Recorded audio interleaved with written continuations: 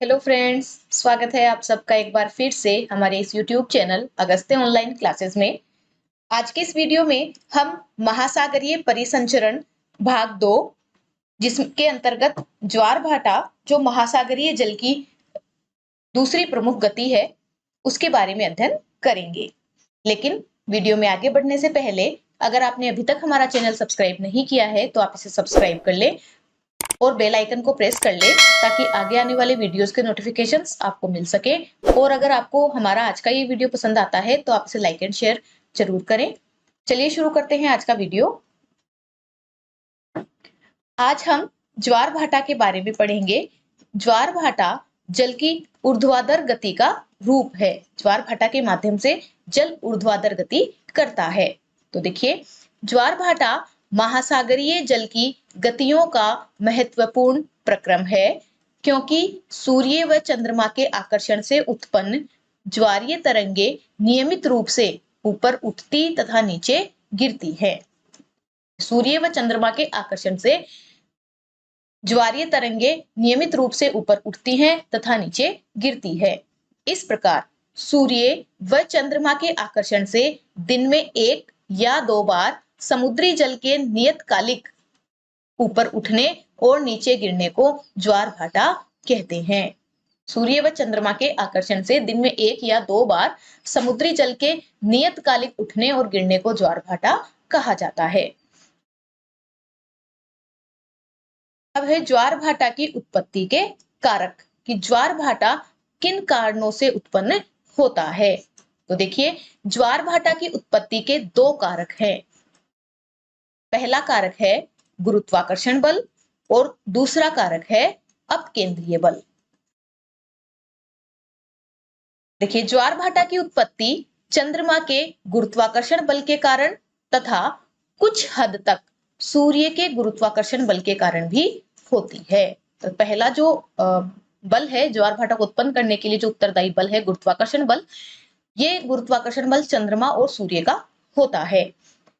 गुरुत्वाकर्षण बल के कारण पूरी पृथ्वी सूर्य तथा चंद्रमा की ओर खिंचती है, परंतु इसका प्रभाव स्थल की अपेक्षा जल पर अधिक होता है।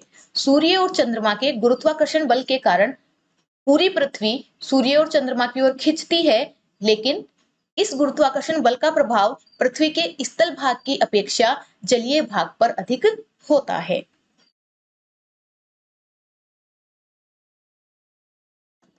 हालांकि सूर्य चंद्रमा से बहुत बड़ा है।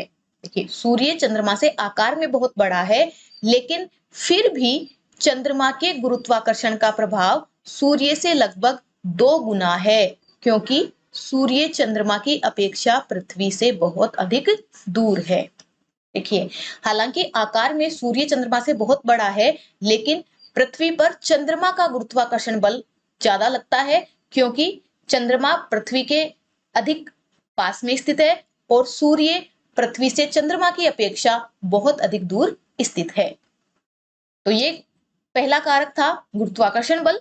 अब दूसरा कारक है अपकेंद्रीय बल, जो कि गुरुत्वाकर्षण को संतुलित करता है। देखिए, जो दूसरा कारक है अपकेंद्रीय बल, ये अपकेंद्रीय बल पृथ्वी के घूर्णन के कारण उत्पन्न होता है और ये गुरुत्वाकर्षण बल को संतुलित करता है। ये दोनों बल मिलकर, अर्थात गुरुत्वाकर्षण बल और अपकेंद्रीय बल मिलकर पृथ्वी पर दो महत्वपूर्ण ज्वार भाटाओं को उत्पन्न करने के लिए उत्तरदायी है। यानी गुरुत्वाकर्षण बल और अपकेंद्रीय बल दोनों मिलकर पृथ्वी पर दो महत्वपूर्ण ज्वार भाटा उत्पन्न करते हैं।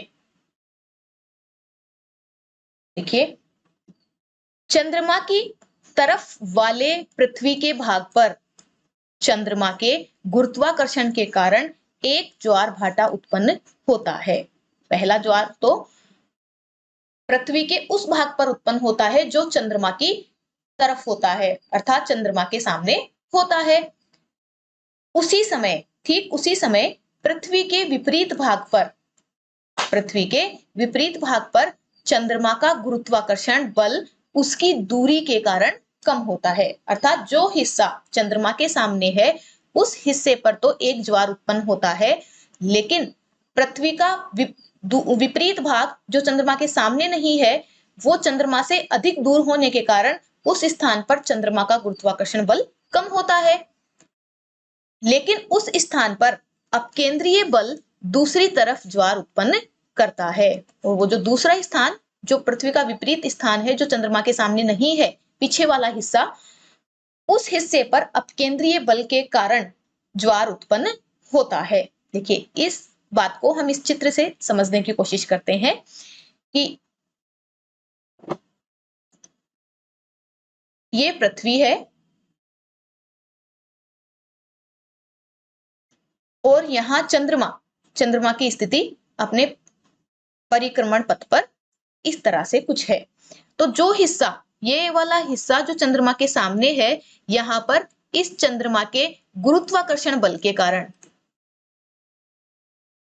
चंद्रमा के गुरुत्व के कारण यहाँ देखिए ये उभार उत्पन्न हो रहा है, ये उभार उत्पन्न हो रहा है। और ठीक उसी समय जो हिस्सा चंद्रमा, जो पृथ्वी का वो विपरीत हिस्सा जो चंद्रमा के सामने नहीं है, पृथ्वी के पीछे की तरफ,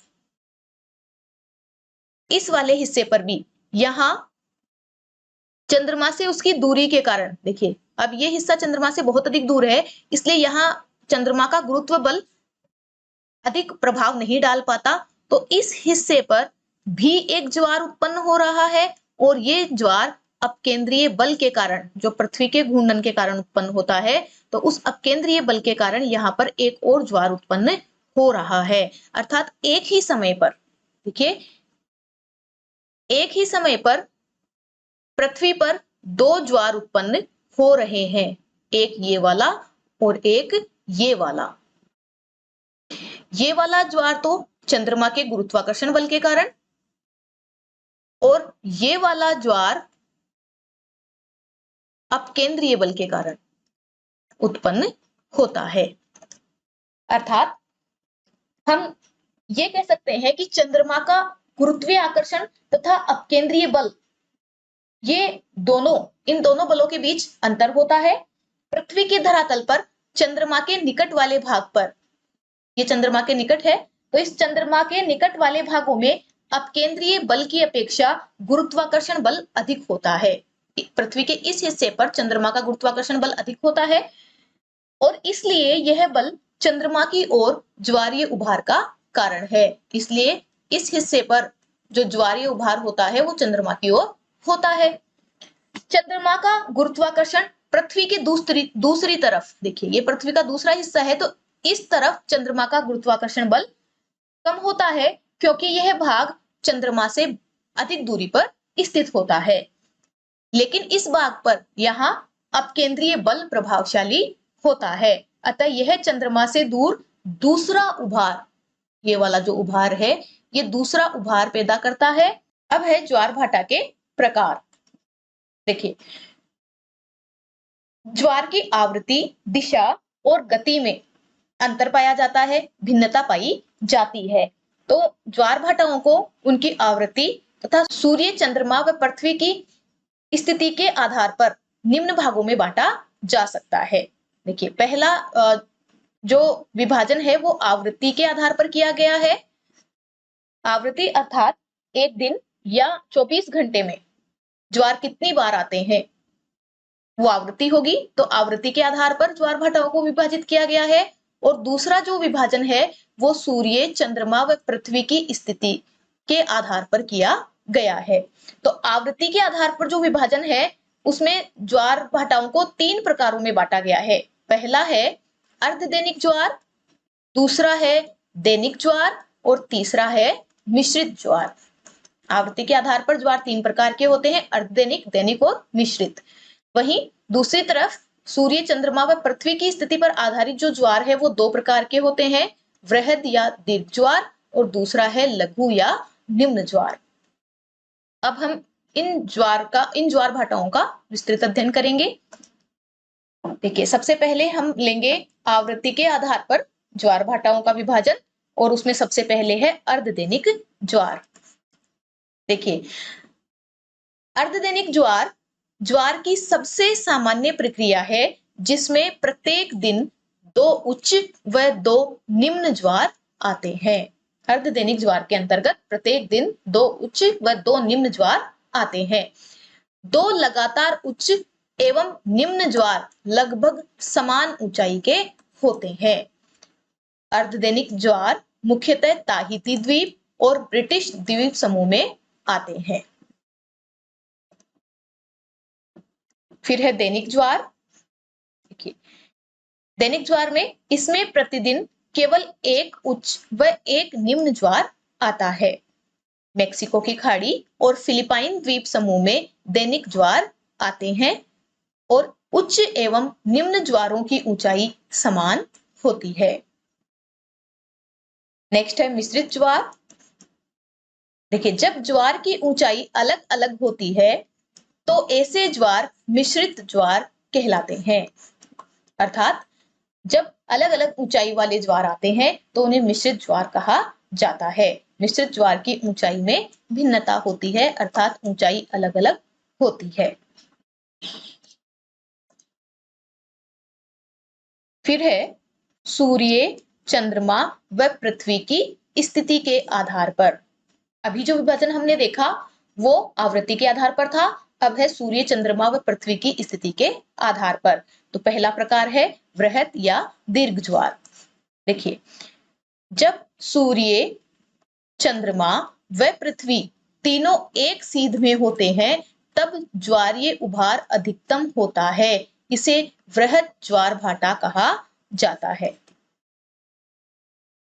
देखिए, पृथ्वी के संदर्भ में सूर्य एवं चंद्रमा की स्थिति ज्वार की ऊंचाई को प्रभावित करती है। जब ये तीनों एक सीध में अर्थात एक सीधी रेखा में होते हैं तब जो ज्वारीय उभार होगा वो अधिकतम होगा। इसे वृहत ज्वार भाटा कहा जाता है और ऐसा महीने में 2 बार पूर्णिमा व अमावस्या को होता है। देखिए, वृहत ज्वार को भी हम चित्र के माध्यम से समझने की कोशिश करते हैं। यहां देखिए, सूर्य, चंद्रमा और पृथ्वी ये तीनों एक सीधी रेखा में स्थित हैं। तो जब ये तीनों एक सीधी रेखा में स्थित होते हैं तो सूर्य और चंद्रमा इन दोनों का गुरुत्वाकर्षण बल पृथ्वी पर अधिकतम उभार पैदा करता है। देखिए, जो उभार पैदा हो रहा है वो ऊंचा उभार होता है, इसलिए इस समय जो ज्वार आते हैं उनकी ऊंचाई अधिकतम होती है, इसलिए इन ज्वारों को वृहत ज्वार कहा जाता है। और ऐसा महीने में 2 बार अमावस्या और पूर्णिमा दोनों तिथियों में होता है। नेक्स्ट है निम्न ज्वार। देखिए, जब चंद्रमा व सूर्य एक दूसरे के समकोण पर होते हैं। वृहत ज्वार तब आते हैं जब सूर्य, चंद्रमा व पृथ्वी तीनों एक सीधी रेखा में स्थित होते हैं, लेकिन इसके उलट जब चंद्रमा और सूर्य एक दूसरे के समकोण पर होते हैं तो इनके गुरुत्व बल एक दूसरे के विरुद्ध कार्य करते हैं। जब ये तीनों एक सीधी रेखा में होते हैं तब तो इनके गुरुत्वाकर्षण बल मिलकर पृथ्वी पर अधिकतम उभार उत्पन्न करते हैं, लेकिन जब चंद्रमा और सूर्य एक दूसरे के समकोण पर स्थित होते हैं तो इनके गुरुत्वाकर्षण बल एक दूसरे के विरुद्ध कार्य करते हैं और तब निम्न ज्वार आते हैं। देखिए, इसको भी हम चित्र के माध्यम से समझने की कोशिश करते हैं। तो निम्न ज्वार कब आते हैं? जब चंद्रमा और सूर्य समकोण पर स्थित होते हैं। तो यहाँ पर चंद्रमा का गुरुत्वाकर्षण बल अलग दिशा में लगता है और सूर्य का गुरुत्वाकर्षण बल अलग दिशा में लगता है। अब चूंकि इन दोनों का गुरुत्वाकर्षण बल अलग अलग दिशा में पृथ्वी को खींचता है तो कहीं भी अधिकतम ऊंचा उभार उत्पन्न नहीं होता और उस समय जो ज्वार उत्पन्न होता है उसकी ऊंचाई और उभारों से अन्य दिनों में आने वाले उभारों से कम होती है। इसे निम्न ज्वार कहा जाता है। देखिए, जब चंद्रमा व सूर्य एक दूसरे के समकोण पर होते हैं तो इसके गुरुत्व बल एक दूसरे के विरुद्ध कार्य करते हैं, तब निम्न ज्वार आते हैं। ये साधारण ज्वार की अपेक्षा 20% कम ऊंचे होते हैं। जो निम्न ज्वार है या लघु ज्वार भी इन्हें कहा जाता है, ये साधारण ज्वार की अपेक्षा 20% कम ऊंचे होते हैं और ये भी महीने में 2 दिन शुक्ल पक्ष व कृष्ण पक्ष की सप्तमी या अष्टमी को आते हैं। सामान्यतः वृहद ज्वार एवं निम्न ज्वार के बीच 7 दिन का अंतर होता है।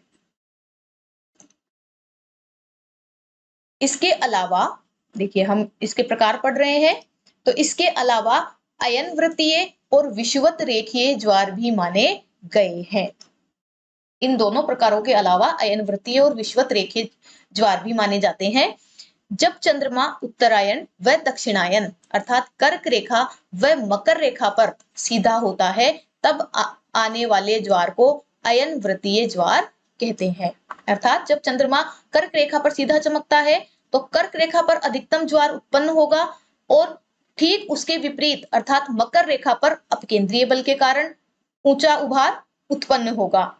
और जब चंद्रमा दक्षिणायन होगा तो मकर रेखा पर ज्वार उत्पन्न होगा और ठीक उसके विपरीत भाग अर्थात कर्क रेखा पर अपकेंद्रीय बल के कारण ज्वार उत्पन्न होगा। तो इस प्रकार के ज्वार को अयन वृत्तीय ज्वार कहते हैं। चंद्रमा के विषुवत रेखा पर लंबवत होने से उत्पन्न ज्वार को विषुवत रेखीय ज्वार कहा जाता है। विषुवत रेखीय ज्वार कहा जाता है।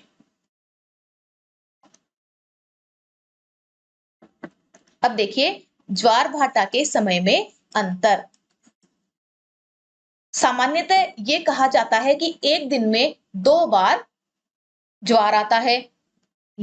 अब एक दिन में 2 बार ज्वार आने का मतलब है कि 12 घंटे के पश्चात एक ज्वार आना चाहिए, लेकिन ऐसा नहीं होता। प्रत्येक स्थान पर ज्वार के बीच जो अंतराल होता है वो 12 घंटे और 26 मिनट का होता है। तो ज्वार भाटा के समय में ये अंतर क्यों आता है, चलिए देखते हैं। देखिए, प्रत्येक स्थान पर ज्वार 12 घंटे 26 मिनट के अंतराल के बाद आता है। पृथ्वी अपने अक्ष पर 24 घंटे में एक चक्कर पूरा करती है, इसलिए प्रत्येक स्थान पर 12 घंटे बाद ज्वार उत्पन्न होना चाहिए, लेकिन ऐसा होता नहीं है, क्योंकि पृथ्वी का एक घूर्णन पूरा होने पर चंद्रमा भी अपने पथ पर आगे बढ़ जाता है। देखिए, पृथ्वी अपने अक्ष पर 24 घंटे में एक चक्कर पूरा करती है और इसलिए प्रत्येक स्थान पर 12 घंटे के बाद ज्वार उत्पन्न होना चाहिए, लेकिन ऐसा नहीं होता, क्योंकि जब तक पृथ्वी 24 घंटे में जब वो हिस्सा घूमकर वापस अपनी जगह पर आता है तो उस समय चंद्रमा भी अपने पथ पर आगे बढ़ जाता है। देखिए, चंद्रमा 27 दिन 7 घंटे व 43 मिनट में पृथ्वी की एक परिक्रमा पूरी करता है। अर्थात चंद्रमा पृथ्वी के चारों ओर घूमता है, तो जब पृथ्वी वापस घूमकर अपनी उसी स्थिति में आती है तो उस समय तक चंद्रमा भी अपने परिक्रमण पथ पर कुछ आगे बढ़ जाता है। देखिए, 24 घंटे में यह भी अर्थात चंद्रमा भी अपने परिक्रमण पथ पर आगे बढ़ जाता है। अतः पृथ्वी के उस स्थान को चंद्रमा के सामने पहुंचने में 52 मिनट का अधिक समय लगता है। अतः प्रत्येक स्थान पर 12 घंटे 26 मिनट बाद दूसरा ज्वार आता है। देखिए, इसको हम इस चित्र के माध्यम से समझने की कोशिश करते हैं कि पृथ्वी का ये हिस्सा चंद्रमा के सामने है। यहाँ पर ये चंद्रमा स्थित है, तो यहाँ पर ज्वार आएगा। अब पृथ्वी 24 घंटे में अपना एक घूर्णन पूरा करके पुनः इसी स्थान पर वापस आएगी। यहाँ पर मतलब इसी स्थान को चंद्रमा के सामने आने पर 24 घंटे का समय लगता है, लेकिन जब पृथ्वी एक घूर्णन पूरा करके इस स्थान पर चंद्रमा के ठीक सामने आती है, तब तक चंद्रमा भी अपने परिक्रमण पथ पर कुछ आगे बढ़ जाता है। अब ये स्थान तो 24 घंटे बाद यही होगा, लेकिन चंद्रमा की स्थिति ये वाली होगी। ऊपर वाली। तो अब इस स्थान को यहाँ चंद्रमा के सामने पहुंचने में 52 मिनट का एक्स्ट्रा टाइम लगता है। देखिए, अब ये स्थान जब पुनः चंद्रमा के सामने होगा तो इसे 52 मिनट का अधिक समय लगता है। और इसीलिए प्रत्येक स्थान पर जो ज्वार है वो 12 घंटे और 26 मिनट के बाद दूसरा ज्वार आता है।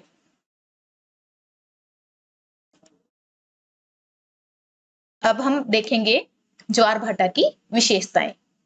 देखिए, खुले सागरों एवं महासागरों में जल के निर्बाध रूप से बहने के कारण कम ऊंचा ज्वार उत्पन्न होता है। अर्थात जो खुले सागर और महासागर होते हैं उनमें जल के निर्बाध रूप से बहने के कारण, अर्थात जल के सामने कोई अवरोध नहीं होने के कारण जो ज्वार होता है वो कम ऊंचा उत्पन्न होता है, जबकि उथले समुद्रों तथा खाड़ियों में ज्वारीय तरंगे अधिक ऊंची होती है। दूसरी विशेषता है, खुले सागरों में ज्वार की ऊंचाई में अंतर कम होता है। अर्थात अगर हम ज्वार की ऊंचाई में अंतर पता करते हैं तो खुले सागरों में चूंकि जल निर्बाध रूप से बहता है तो ज्वार की ऊंचाई कम होती है और ज्वार की ऊंचाइयों में अंतर भी कम होता है, जबकि उथले समुद्र व खाड़ियों में ज्वार की ऊंचाई में अंतर अधिक पाया जाता है। नेक्स्ट है, ज्वार की ऊंचाई पर तट रेखा का प्रभाव भी पड़ता है। फिर है, ज्वार तथा भाटा के बीच सागरीय सतह का अंतर। ज्वार तथा भाटा के बीच सागरीय सतह का अंतर ज्वारीय परिसर कहलाता है। नेक्स्ट है, ज्वार भाटा का समय प्रत्येक स्थान पर भिन्न भिन्न होता है। अर्थात पृथ्वी के प्रत्येक स्थान पर एक साथ ज्वार भाटा नहीं आते, बल्कि अलग अलग समय पर ज्वार भाटा आते हैं, क्योंकि जो हिस्सा चंद्रमा के सामने होगा तब वहां ज्वार आएगा। फिर है, जहां महाद्वीपीय मग्न तट अपेक्षाकृत अधिक विस्तृत होते हैं वहां ज्वारीय उभार अधिक ऊंचे होते हैं। देखिए, ज्वार भाटा की विशेषता है कि जो महाद्वीपीय मग्न तट है, देखिए महाद्वीपीय जो मग्न तट है वो महाद्वीप के सीमांत भाग होते हैं जो समुद्र में डूबे हुए होते हैं। तो महाद्वीपीय मग्न तट जितने अधिक विस्तृत होंगे, जितने अधिक चौड़े होंगे, वहां पर ज्वारीय उभार अधिक ऊंचे होते हैं। फिर है, जब ज्वार भाटा द्वीपों के बीच से या खाड़ियों तथा ज्वार नद मुखों में से गुजरता है तो उन्हें ज्वारीय धारा कहा जाता है। अर्थात जब ज्वार समुद्र का पानी ज्वार के माध्यम से द्वीपों के बीच से, खाड़ियों से तथा ज्वार नद मुखों में से गुजरता है तो उसे ज्वारीय धारा कहा जाता है। फिर है, महीने में एक बार जब चंद्रमा पृथ्वी के सबसे निकट होता है। देखिए, महीने में एक बार ऐसी स्थिति होती है जब चंद्रमा पृथ्वी के सबसे निकट स्थित होता है, जिसे उपभू कहा जाता है। इस समय असामान्य रूप से उच्च एवं निम्न ज्वार उत्पन्न होता है। और उस उच्च एवं निम्न ज्वार की क्या विशेषता होती है कि इस दौरान ज्वारीय क्रम सामान्य से अधिक ऊंचे होते हैं, सामान्य से अधिक ऊंचा होता है। अर्थात जब उपभू की स्थिति होती है, जब चंद्रमा पृथ्वी के सबसे निकट होता है तो उच्च एवं निम्न ज्वार की ऊंचाई भी अधिक होती है।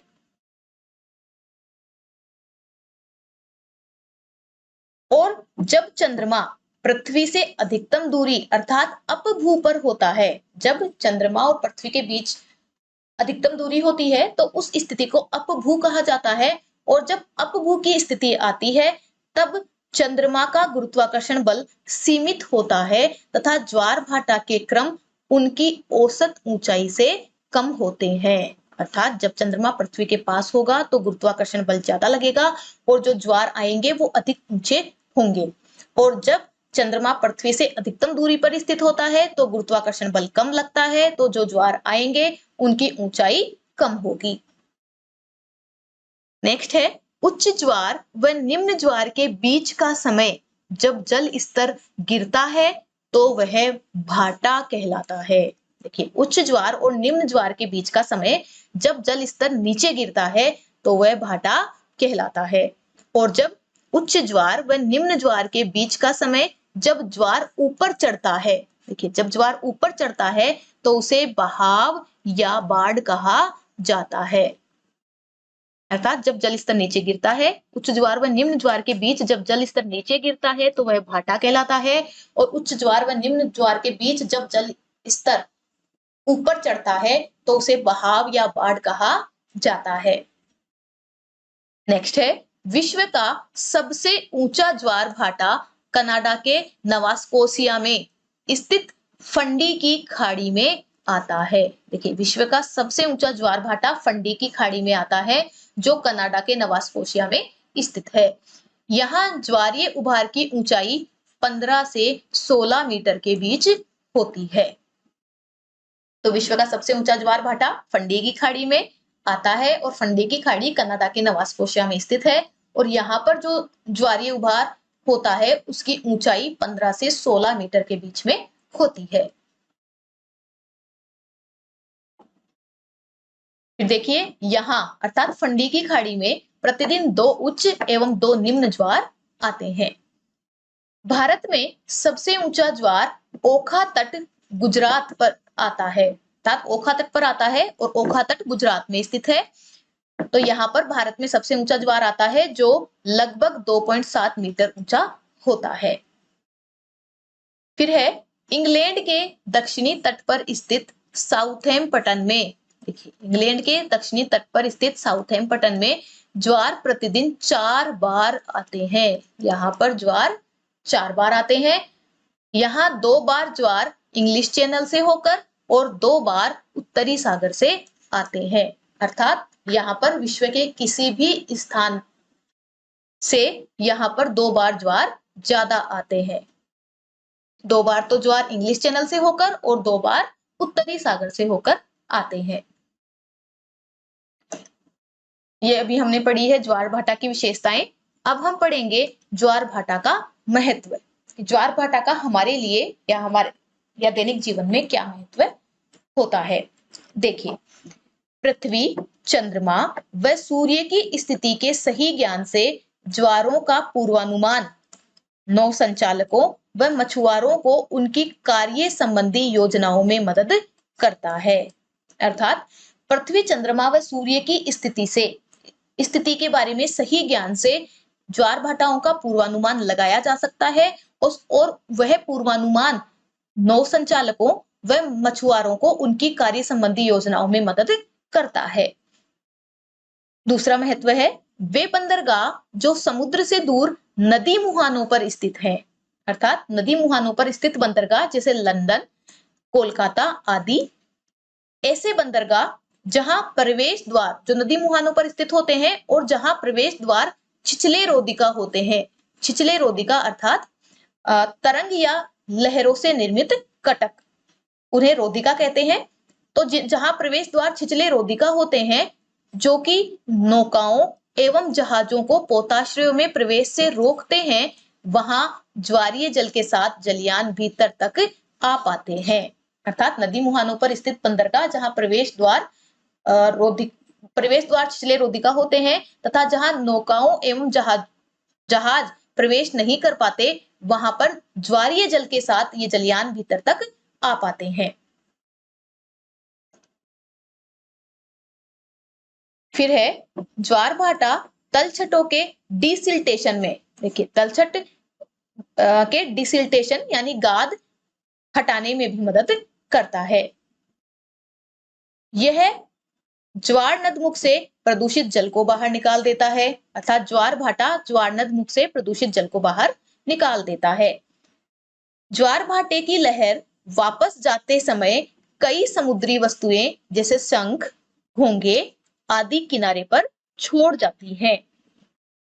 नेक्स्ट है, कनाडा, फ्रांस, रूस, चीन, जापान जैसे देश ज्वार की मदद से ज्वारीय विद्युत का उत्पादन कर रहे हैं। देखिए, कई देश जैसे कनाडा, फ्रांस, रूस, चीन, जापान, ये आदि देश ऐसे हैं जो ज्वार की मदद से ज्वारीय विद्युत का उत्पादन कर रहे हैं, और 3 मेगावाट शक्ति का एक विद्युत संयंत्र पश्चिम बंगाल में सुंदरवन के दुर्गा दुवानी में लगाया जा रहा है। दुर्गा दुवानी में लगाया जा रहा है 3 मेगावाट शक्ति का एक विद्युत संयंत्र। ये था हमारा आज का वीडियो। धन्यवाद।